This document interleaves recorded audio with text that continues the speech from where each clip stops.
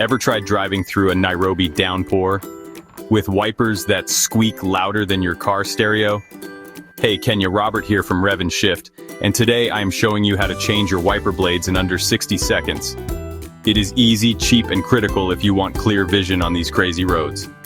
Here is what you need. A pair of compatible blades, a soft cloth, maybe a little confidence. First, lift the wiper arm gently, do not let it snap back. Check the rubber. If it is cracked, torn, or leaves streaks, it is time. Push the tab here. Slide the old one out. Do not force it, you are smarter than the blade. Now, align the new blade and lock it in place until you hear that click. That is the sound of safety, baby. Pro tip, replace your blades every 6 to 12 months, especially before the rainy season hits. That is it. No tools, no stress, no garage needed. Like if this helped. Subscribe for more quick car care hacks.